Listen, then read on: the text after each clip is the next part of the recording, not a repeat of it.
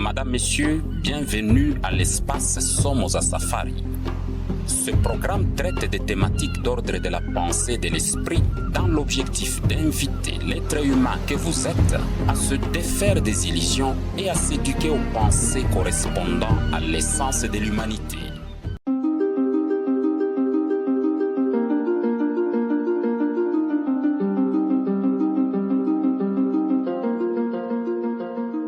Somoza Safari. Leçon. Le sang appelle le sang. Le sang, cette substance vitale qui fait que le corps animal soit animé. Animé, animal. Y avez-vous déjà pensé? Vous le dites bien, à raison. Le sang, c'est la vie. Est alors traité de sanguinaire l'individu qui se plaît à verser du sang humain, c'est-à-dire à tuer d'autres êtres humains. Lorsque les autres commettaient des meurtres d'êtres humains pour, se défendaient-ils, se purifier ou acquérir certaines faveurs de la nature, vous les traitiez d'égarés. Qu'en est-il de vous lorsque vous prétendiez être sauvés grâce au meurtre d'un ou des êtres humains que, par la suite, vous traitiez de saints ou vaillants sauveurs? Avec la chasse, les êtres humains ont appris à s'organiser autour d'un chef afin de tuer les animaux, ensuite, comme il fallait bien s'y attendre, à s'entretuer en masse. Vous êtes même parvenu à vous vanter de qui a tué le plus grand nombre d'animaux, voire le plus grand nombre d'êtres humains, qui a coupé le plus grand nombre d'arbres, bref, qui est le plus insensé. Venez, chers frères et sœurs dans notre croyance, nous allons prouver notre amour à Dieu le miséricordieux. Sacrifions-lui nos animaux, même nos enfants s'il le faut, comme jamais auparavant. Imbibons-nous de ce sang pour lui montrer notre souffrance. Construisons-lui un temple digne de sa grandeur. Madame, Messieurs, il faut d'abord renier l'humanité à votre congénère pour pouvoir lui faire du mal ou le massacrer sans scrupule.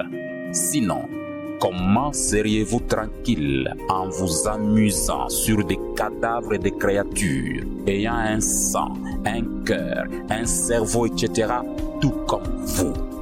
Il vous faut au préalable catégoriser les gens en plus ou moins humains, en civilisés et sauvages, en héros et en malfrats, en méritants et non méritants, en peuple élu et non élu, en descendance issue directement de Dieu et en créatures de seconde main, en enfants ou conjoints légitimes et non légitimes. Il est en effet impossible de tuer ou torturer l'autre si vous acceptez que vous êtes les mêmes et que vos différences ne justifient en rien une ascendance de l'un sur l'autre. Dans une croyance moribonde, on croit ou on vous fait croire que la guerre pouvait amener la paix ou que du sang versé pouvait sauver. Et pourtant, n'importe qui, avec un peu de lucidité, pouvait voir qu'en réalité, toutes ces guerres et idéologies ne dissimulaient que des finalités mortelles. Légitimer et légaliser la tyrannie de quelques groupes d'individus et surtout renforcer en énergie les égrégores de la mort. Cette dernière vérité échappe à beaucoup d'entre vous. La peur n'épargne pas de la mort. La peur entraîne à la mort. Vous vivez dans la peur de mourir et vous finissez par tuer et mourir par la peur. La guerre n'amène jamais la paix. La paix n'amène jamais la guerre. Et le temps finit par dévoiler le caractère bénéfique ou mortel de toutes les intentions et théories. Madame, Messieurs, une tuerie noble ou d'honneur n'a jamais existé, mais encore une tuerie sainte. Lorsque vous ignorez les lois de la nature, par loi, entendez ici les propriétés intrinsèques de la nature. Lorsque vous ignorez les lois de la nature, vous n'êtes pas dans le droit vertueux. Vous allez vous frustrer mutuellement et causer des tueries incessantes. Le droit, en tant que conséquence de la vertu, ne peut jamais causer la guerre, puisqu'il ne frustre personne. Et la guerre, par conséquent, ne peut se prévaloir d'aucun droit. Qu'il s'agisse de ceux qui, extérieurement, subissent ou imposent les guerres, personne n'est dans le droit. Tous sont à blâmer et à interpeller sur la voie de la conscience afin qu'ils arrêtent de part et d'autre de s'amuser avec le sang. Prétendre tuer en l'honneur de Dieu ou de sa communauté n'est pas seulement ridicule, c'est idiot. Vous prétendez qu'il existerait des haines saintes, des tueries saintes, des morts saintes, des souffrances saintes, des mutilations saintes, des génocides saints, des fornications saintes, des mensonges saints, des perversions saintes. Voyez-vous, l'ignorant est violent et ne manque jamais de justification de ces ignominies. Quelle lucidité peut revendiquer une personne qui croit qu'en détruisant la vie, il rachètera des actes mauvais? Un nouveau crime peut-il en expier d'anciens? Le meurtre d'une victime peut-il effacer les péchés de l'humanité? Il n'y a ni mystère, ni surnaturel, ni paranormal. Il n'y a que l'ignorance. Tuer un être humain est un crime. Peu importe qui que vous soyez, vous, individus ou vos ancêtres, les tueurs ou les tués. En effet, en tuant un criminel, par exemple, on devient soi-même un criminel. Créer d'autres mots pour se camoufler n'y change rien. Tuer un être humain, même pour des motifs d'en sauver 10 000, ne fait pas de vous un homme meurtrier. Vous êtes un meurtrier. Madame, Messieurs, de la vérité, le sang est le plus mauvais témoin.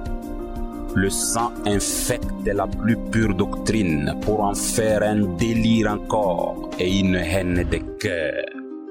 Certains groupes d'individus en sont venus même à hiérarchiser les horreurs. Nous tuons, mais pas comme vous. Et les fanatiques se disputent le messager qui aurait souffert beaucoup plus que les autres. Vous dites que votre prophète a été tué par coup de pierre. Le nôtre le fut par décapitation et son corps découpé et éparpillé. Nous sommes par conséquent les meilleurs et notre prophète est le vrai. À cause de cette vision moribonde de la vérité, d'autres charlatans recherchent par tous les moyens à souffrir afin de légitimer leurs idéologies. Si, par sa doctrine, quelqu'un se jette au feu, en quoi est-ce une preuve de la vérité? Dans l'économie de la mort, seuls les chiffres et profits comptent et non plus l'être humain. La plupart de nos systèmes fondent leurs théories sur l'échec des uns comme facteur de réussite des autres. Et tous les égrégores de destruction ont pu maintenir ces sciences et technologies de la mort dans le but d'éliminer tout espoir d'humanité chez les êtres humains incarnés et ainsi de continuer à se goinfrer du sang humain. Et cette abominable vision du monde ne pourrait jamais marcher sans la collaboration des êtres humains incarnés.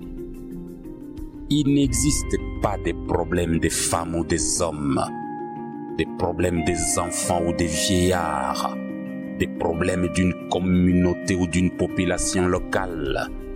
Il n'existe que des problèmes d'êtres humains. Mettez de l'ordre dans votre manière de penser la vie, madame, messieurs, et cessez d'étier au nom d'une quelconque croyance. Voilà la vraie religion humaine. Les rituels autour des cadavres sont sans aucune efficacité de vie. Mais s'affranchir de la cupidité, se délivrer des passions mortelles, renoncer à la haine et aux désirs destructeurs, voilà le vrai enseignement, le vrai culte. Dites à tous ces égrégores du chaos que vous n'êtes plus dupes et que maintenant vous allez œuvrer à la construction de l'être humain. Dites-leur que plus aucun être humain sur la terre ou ailleurs ne sera sacrifié dans des statistiques et autres folies institutionnalisées.